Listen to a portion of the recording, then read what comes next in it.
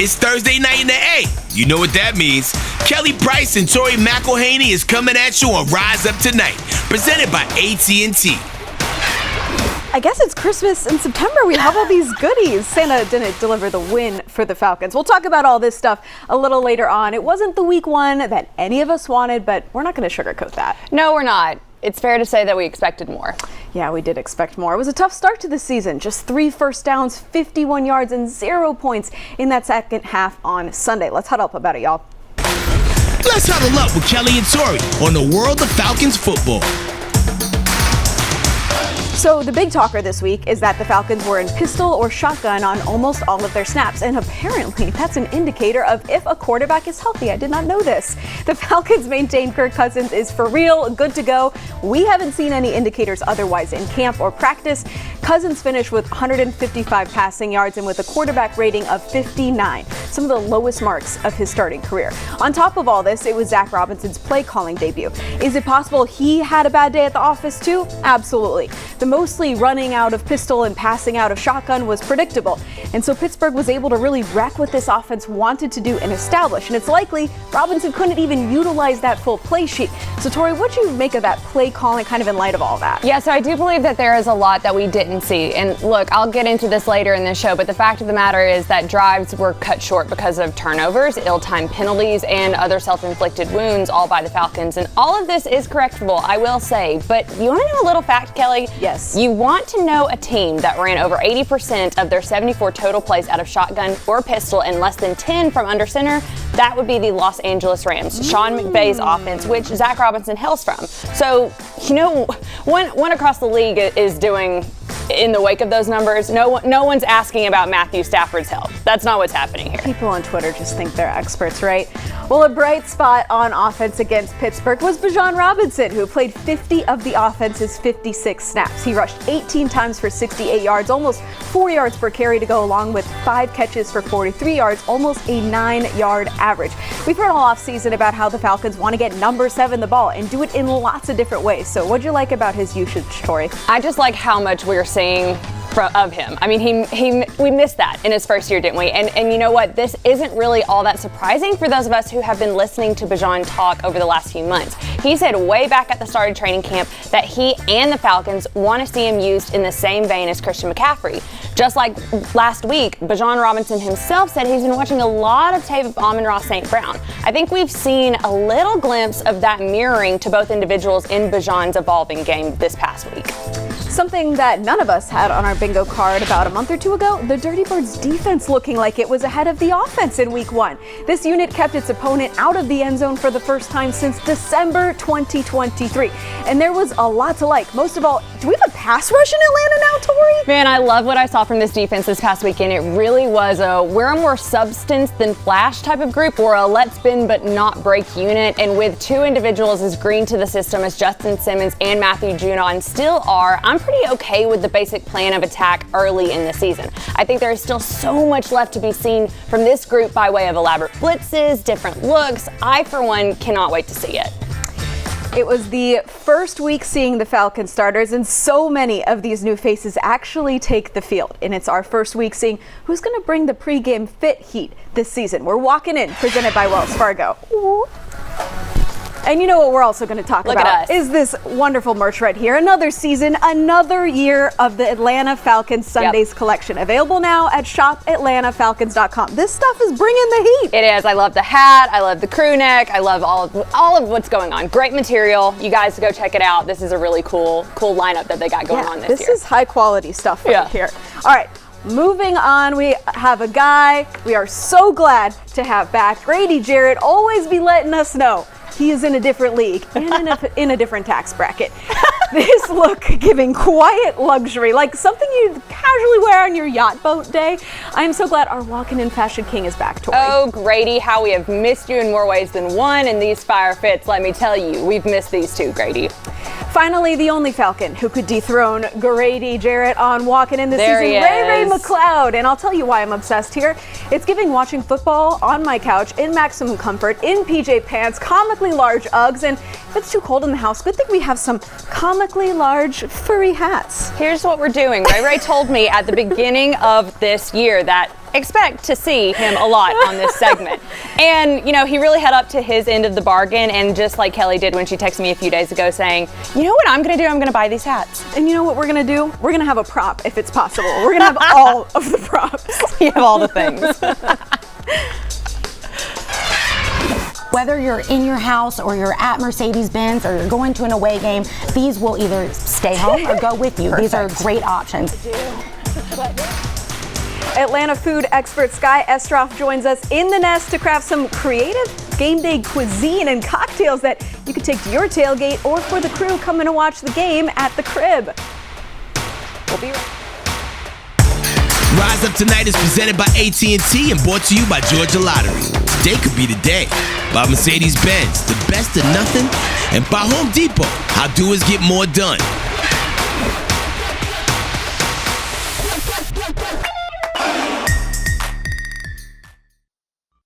Falcons fans, do you ever wonder what's really on your favorite player's mind?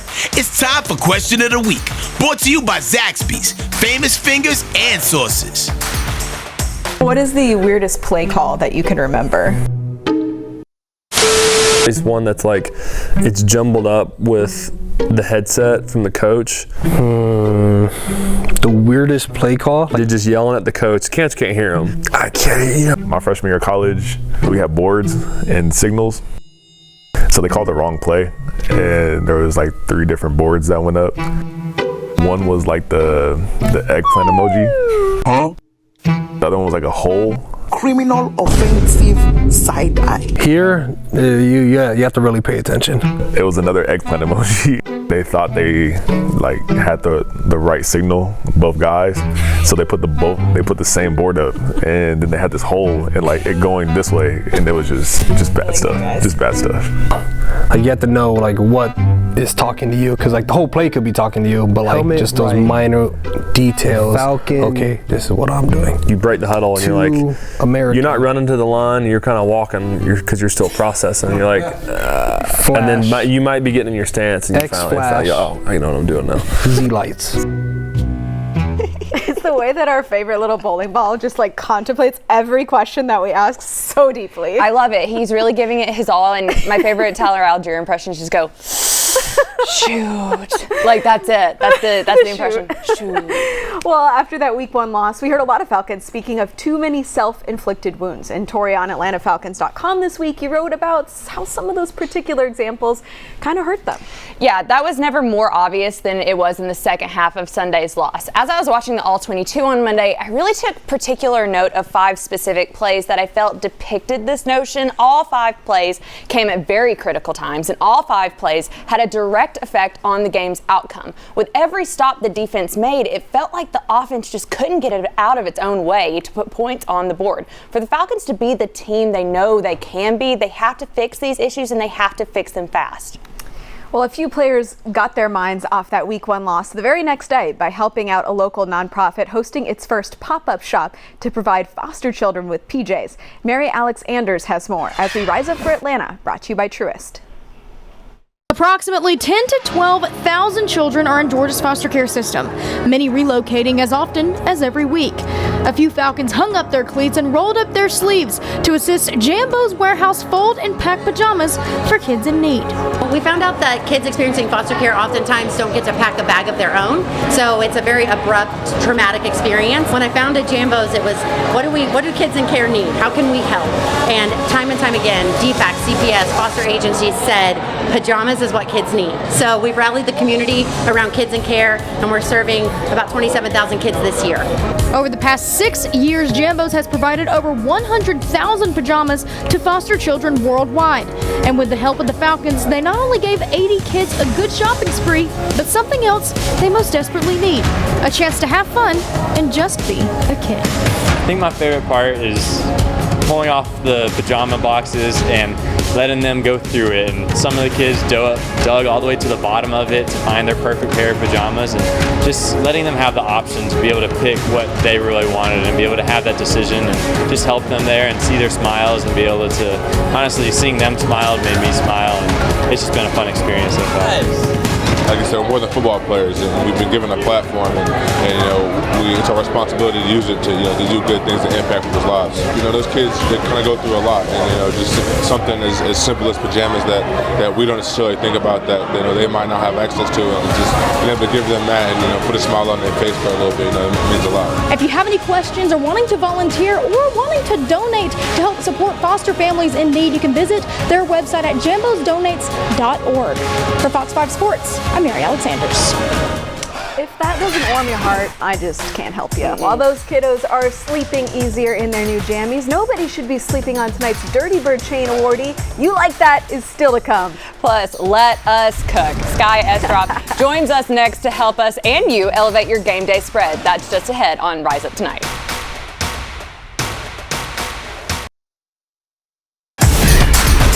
Welcome back to Rise Up Tonight. Let's head in the nest with Kelly, Tori, and this week's special guest, brought to you by Mercedes-Benz.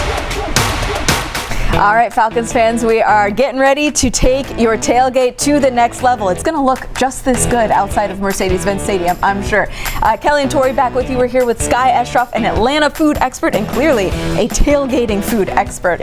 Let's jump into, I think we're going to do some mocktails, some cocktails, and some apps here. Oh, we're going to get right into it. I mean, I am so pumped up for this football season, and I've had a lot of experience tailgating. So whether you're in your house or you're at Mercedes-Benz or you're going to an away game, these will either stay home or go with you. Perfect. These are great options. Put us to work. Okay, that looks good. Oh, thank y'all. Yeah. Wow, it's so like you've been to a tailgate. Yeah, about the same on the ginger ale. Oh, we've been to some tailgates now. And then pineapple is going to be half. Half of the pineapple. And pineapple matches your outfit too, so it's really on brand for the day. We did not coordinate this assignment. All right, you just feel like that was good. Tell me when.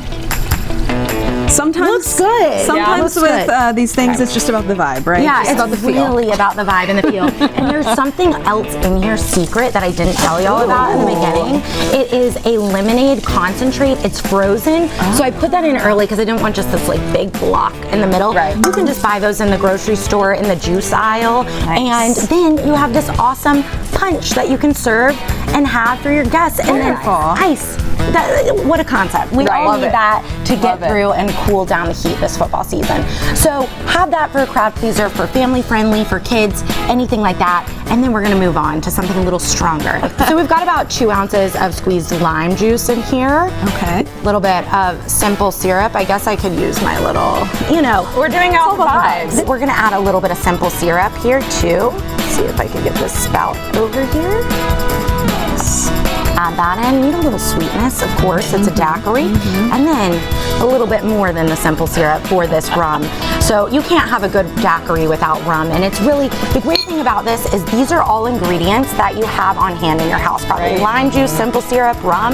That's just really easy, simple, and something you can fix up really quick for your guests or yourself. Can you smell that rum from here? I am so sorry. You do not have to apologize for that. But I love the little garnish with the lime, the little glasses. It looks adorable. Now this, we're going to decide which one is the piece de resistance of this entire spread. Okay. But I have a feeling this is going to be hitting the tailgate tables this season. This is lemon pepper chicken dip. You can just buy these in the freezer aisle of the grocery store as well and make it little bite-sized dips for all of your guests. Nice. So right here, I already have shredded and marinated lemon pepper chicken, like the main ingredient here. So this is marinated with lemon juice, lemon zest, lemon pepper seasoning, of course, and a little bit of olive oil.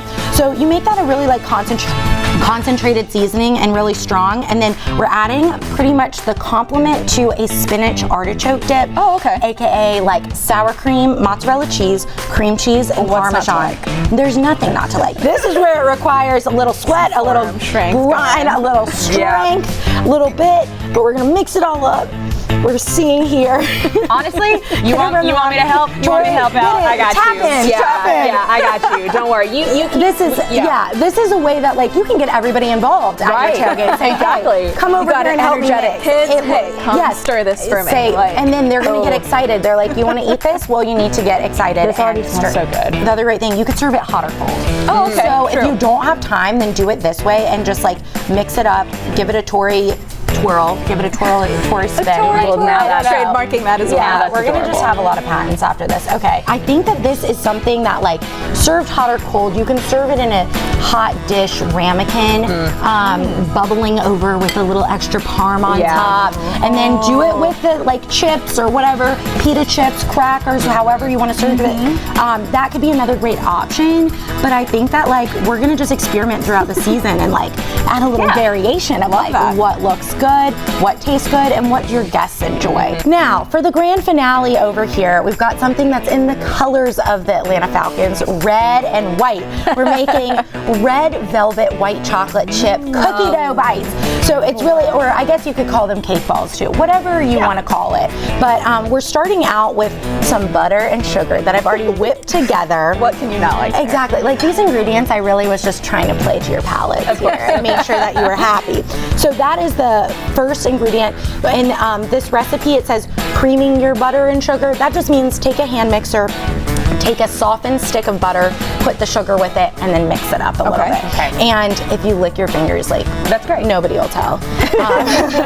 This is the red velvet mix in here that we're putting in. Some flour. And again, like, it's great to have that cake flavor without having to worry about eggs or anything in it. Edible cake, where we can all get behind it. You can use white chocolate chips. You can add in sprinkles. You can really make it your own. And a little bit of vanilla. I don't measure vanilla because I don't think there's such thing as too much. I mean, it sounds like red velvet. It really comes through. I wish more people could smell all the smells that we're smelling. I wish it could be coming through the camera. Between the drinks and the punch and the lemon pepper and, I mean, the sugar. Yes, all the smells, and they're all good. So what I'm going to do is take a little ice cream scoop here. Oh, that's so smart. To portion it out and put these in little shot glasses. Nice. You can serve them with a little spoon. If you want to let it chill, which I do recommend, but of course in the essence of time, today we're not gonna go refrigerate, come back in 2 hours, but you could do this in advance, go ahead and prep everything, and then you could either roll it into little balls so everybody could have like a little ball, or just put it in a little cup or a little paper cupcake tin.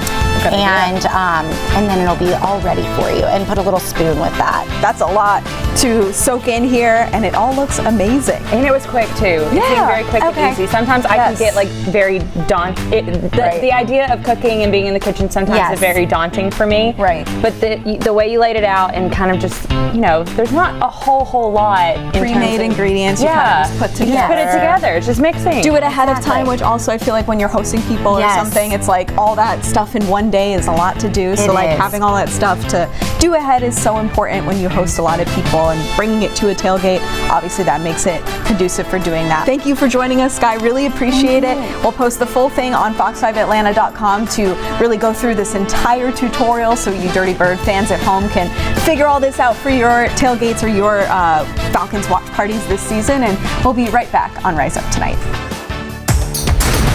Hey Atlanta, this is Head Crack talking, and you watching Rise Up Tonight, presented by AT&T. Content all day. Big Kirkle wakes up dripping like this. Kirk Cousins with the chain. Oh yeah! I love it. I love it. I love it. You want to see me jog? You want to see me jog? Here we go. I'm jogging. You like that? You like that?